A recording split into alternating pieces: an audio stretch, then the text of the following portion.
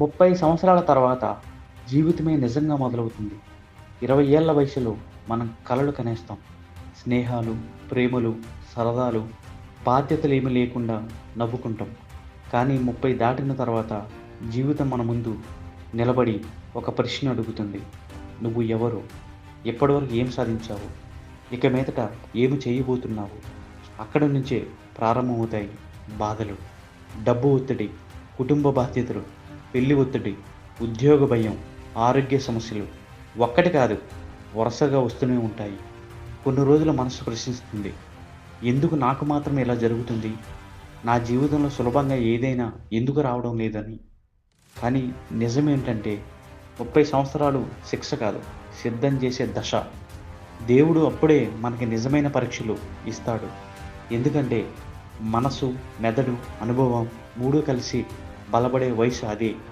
ఈ వయసులోనే మనం తెలుసుకుంటాం ఎవరు నిజమైన వాళ్ళు, ఎవరు తాత్కాలికమైన వాళ్ళు, మన సామర్థ్యం ఎంత, మన విలువ ఎంత.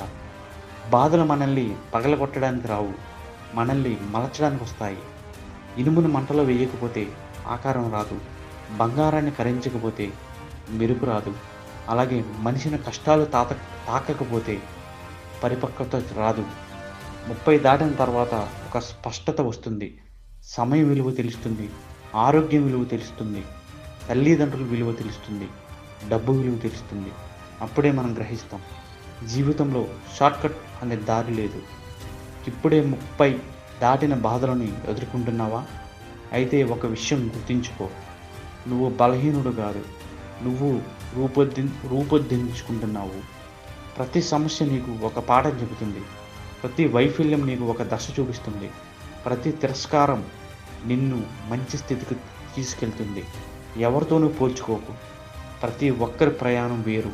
నువ్వు నెమ్మదిగా వెళ్తున్నావంటే తప్పు దారిలో ఉన్నావని కాదు, దృఢంగా నిర్మాణం అవుతున్నావని అర్థం. 30 తర్వాత జీవితం కాస్త కఠినంగా మారుతుంది, కానీ అదే వయసులో జీవితం అర్థవంతంగా కూడా మారుతుంది.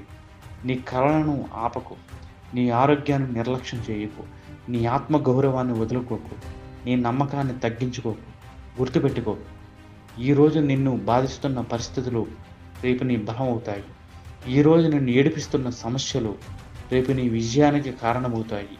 30 తర్వాత వచ్చే బాధలు శాపం కాదు, అవి నీ జీవితాన్ని గొప్ప దిశగా చేసే శిక్షణ. ధైర్యంగా నిలబడితే ప్రతి తుఫాను నీకు మార్గం చూపుతుంది. నువ్వు పడిపోవచ్చు, కానీ లేచి నిలబడడం నేర్చుకుంటే ఎవరు నిన్ను ఆపలేరు. 30 తర్వాత జీవితం ముగించదు, అది పరిపక్వత మొదలవుతుంది. నీ విజయాన్ని నువ్వే నేర్చుకుంటావు. అది నీ సామర్థ్యత, అది నీ బలం.